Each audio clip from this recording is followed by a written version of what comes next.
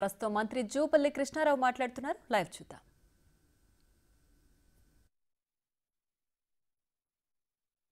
ఒక గొప్ప అవకాశం ఇచ్చారు, మీరు దాన్ని నిలుపుకోలే. మచ్చుకు ఇంకొకటి గొప్పగా మేము ఇచ్చినట్టు మాట్లాడతారు.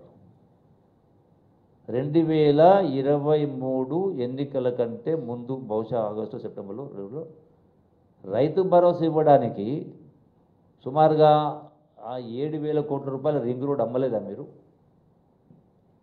అక్షయ పాత్ర లాంటిది. సంవత్సరానికి ఆదాయం ఇప్పుడు లెక్క ప్రకారమే 100 కోట్లు వస్తూ ఉంది. 1000 కోట్లు కావచ్చు, ఓ 4-5 ఏళ్ళు అయితే 2,000 కోట్లు కావచ్చు, ట్రాఫిక్ పెరిగే కొద్దీ.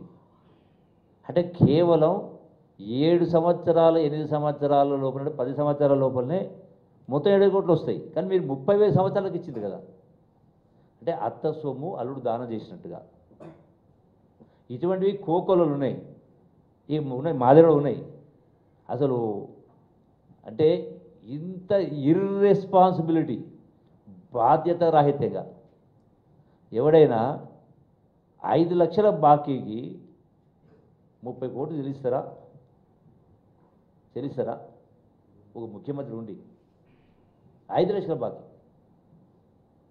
అంటే మీకు ఏం సందేశం? మరి 100 కోట్ల 1000 కోట్ల బాకీలు ఉన్నాయి, ఇవ్వగలుగుతారా? మీ ఆస్తి పోదు, మీ మూల్య పోదు కదా. కనీసం ఒక క్షణం స్పృహకు రావాలి. మేధావితనం మాటల గారడి కాదు కావాల్సింది. మనసు అంటే పారదర్శకంగా ఉండాలి, నిజాయితీ ఉండాలి. నిజాయితీ మాటల్లోగా చేతలు చూపించాలి. ఇలా ఆరోగ్యశ్రీ కూడా వాస్తవంగా ఇప్పటికి కూడా ప్రాపర్గా ఆరోగ్యశ్రీ అనేది చాలా హాస్పిటల్స్ వాటి పాటిస్తలేవు. పేదవాళ్లకు అవి అందడం లేదు కరెక్ట్గా. దాని మార్పు మారాల్సిన అవసరం ఉంది. అట్లాగే ఈరోజున కృష్ణానది నీళ్ళ కోసం మాట్లాడుతూ ఉన్నారు. అసలు కృష్ణానది నీటిని గడిచిన 10 సంవత్సరాల కాలంలో ఎందుకు రాష్ట్ర పునర్విభజన చట్టంలో స్పష్టంగా చెప్పిండ్రు, ఎన్ బ్లాకు అలాట్మెంట్ చేసిండ్రు 811 టీఎంసీ. కంబైన్డ్ స్టేట్కు ఎన్ బ్లాక్ అలాట్మెంట్ ఉన్నప్పుడు రాష్ట్రం విభజన హక్కు మనం కొట్లాడుతాము.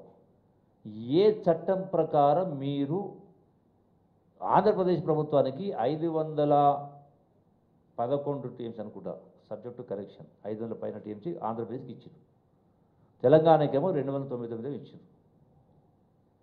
అంటే దేని ప్రకారం ఇచ్చింది? ఎందుకు దొంగిది మీరు?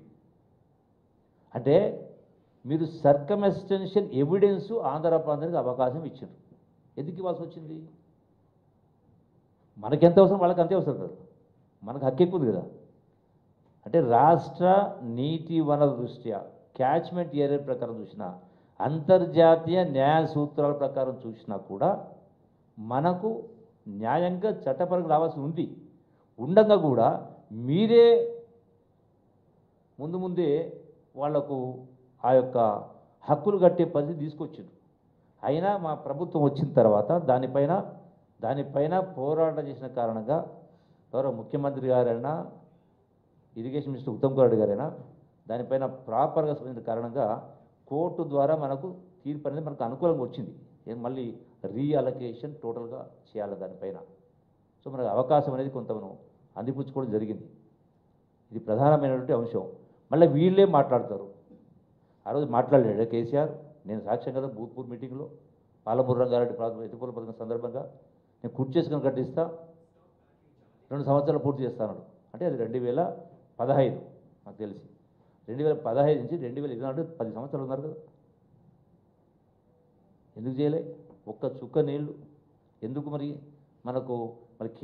బీజేపీ ప్రభుత్వానికి కేసీఆర్ ప్రతి సందర్భంలో కూడా సపోర్ట్ చేసిండు కదా. అది నోట్ల రద్దయినా, అట్లాగే జిఎస్టీ అయినా, అంటే రకరకాల చాలా అంశాల్లో సపోర్ట్ చేయడం జరిగింది. మరి ఎందుకు నీటిపైన హక్కు సాధించుకోలే? కేంద్ర ప్రభుత్వానికి సర్వ హక్కులు ఉన్నాయి కదా, రాజ్యాంగాన్ని సవరించే హక్కు కూడా ఉంది కదా. సవరించాల్సిన అవసరం లేకుండా కూడా నిర్ణయం తీసుకోవచ్చు కదా. ఎందుకు ఈ యొక్క కమిటీలపైన ఆధారపడాలా? కమిటీలపైన ఎందుకు ఆధారపడాలా? ఎప్పుడు ఆధారపడాలా? అంటే చేత కాదా ప్రభుత్వాలకు?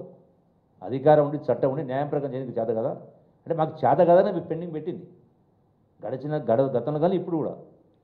మీది గొప్ప పరిపాలన, ఏ లెక్క ప్రకారం గొప్ప పరిపాలన అవుతుంది, సుపరిపాలన అవుతుంది అంటే కుటుంబ పరిపాలన. మొన్నటిదాకా 4 స్తంభాల్లో ఆట నడిచింది. మరి ఇంకొక జ్ఞాపకం చెప్తున్నా, అరే ఎప్పుడు నేను ఆల్మోస్ట్ ఒక టర్మ్ మొత్తం ఆ ప్రభుత్వంలో నేను మంత్రిగా ఉన్నా, సుమారు 3.5-4 years. ఎప్పుడు మీటింగ్ జరిగినా, ఎక్కడ మీటింగ్ పెట్టినా కేసీఆర్ వచ్చే వరకు ఎవడు మైక్ పట్టుకొని మాట్లాడడానికి వీలు లేదు. కేసీఆర్ వచ్చే వరకు ఎవరు మైక్ పట్టుకొని మాట్లాడడం లేదు. తూతూ మంత్రంగా, సరే నేను పేరు చెప్పడం బాగుడు, ఇద్దరికి మాత్రం మైక్ ఇచ్చేది. ఇద్దరు ఎవరు మీకు తెలుసు, నాకు తెలుసు. నేను పేరు ప్రస్తావించడం బాగుండదు ఇప్పుడు. ఒక్కరికైనా అంటే మరి ఇంత దుర్మార్గంగా అంటే ఆల్మోస్ట్ 4-5 రంగాలు, ఆర్థిక అంశాలైనా, ప్రజాస్వామ్యమైన, సంక్షేమాభివృద్ధి కార్యక్రమాలైనా, అంటే ఏ రకంగా చూసినా ఎందులో కూడా మీరు రాణించలేదు. రాష్ట్రాన్ని నిండా ముంచే కార్యక్రమం చేసారు. కోలుకోలేని దెబ్బతీసి ఇలా మళ్ళా సరే ఢిల్లీ ఎన్నికలు అయిపోయాయి. ఎవరి పుణ్యం అది? కేజ్రీవాల్ ఓడిపోవడం అందరు చూసింది కదా టీవీలో, పేపర్లో. ఇక్కడ కాకుండా ఢిల్లీ దాకా మంట పెట్టొచ్చిండ్రు. ఈడ ఆరిపోయింది కాకుండా ఆడ కూడా ఆరిపోయినరు. నిజం కాదా? కలిసి నిప్పు లేనిదే పొగొస్తుందా? అంటే అంతా నిరంకుశత్వం ఇది చేసి మళ్ళా అంటే గడీలు సెక్రటేరియట్. నేను ఆ రోజు కూడా నేను మాట స్పందించిన, సెక్రటేరియట్ కట్టడానికి తప్పు పట్టలే, కానీ సెక్రటేరియట్ రాకపోవడం ఏంది? ఎన్ని వందల కోట్లు అమరవీరుల స్థూపం కట్టడానికి ఒప్పుకోవాలంటే 10 సంవత్సరాలు పడుతుందా? అంబేద్కర్ విగ్రహం పెట్టడానికి 10 సంవత్సరాల? అంటే ఏ లెక్క ప్రకారం చూసినా ఈ రోజున, అందుకే ఈ రోజున ఇలా వాళ్ళ ఘోర పరాజయం జరిగింది అంటే బీఆర్ఎస్ పార్టీ స్వయంకృత అపరాధం. ఎవరో కాదు, మీరే కారకులు. మీ స్వార్థమే, మీ అహంకారమే. దానికి ఎవరినో నిందిస్తే కరెక్ట్ కాదు. అట్లే సేమ్ టైం ఈ రోజున బీజేపీ వాళ్ళు కూడా రాహుల్ గాంధీని విమర్శిస్తూ ఉన్నారు. కులం గురించి, మతం గురించి మాట్లాడుతూ ఉన్నారు.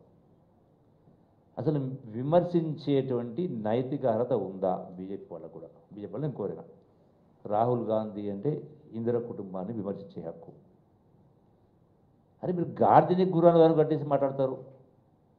మోతీలాల్ గాంధీ నుంచి, నెహ్రూ గారి నుంచి దేశ స్వాతంత్రంలో పాల్గొని యావత్ వాళ్ళ యొక్క ఆస్తిపాస్తులు మొత్తం కూడా భారతదేశ స్వాతంత్రం కోసం జాతికి అంకితం చేశారు. 6 సంవత్సరాల పాటు జైల్లో ఉన్నాడు నెహ్రూ గారు భారతదేశ స్వాతంత్ర ఉద్యమంలో. తర్వాత అసలు వాళ్ళు పెట్టిన పుణ్యమే కదా, లేకపోతే ఈ యొక్క నాగార్జున సార్ ఎక్కడిది, శ్రీశైలం ఎక్కడిది, పోచంపాడు ఎక్కడిది, అట్లాగే అక్కడ బాక్రానంగల్ కావచ్చు, ఎన్ని పబ్లిక్ సెక్టర్ కంపెనీసు దేశంలో కానీ హైదరాబాద్లో కానీ. మరి అంటే పరిపాలన, ఇందిరాగాంధీ ఉక్కు మహిళని పేరు వచ్చింది.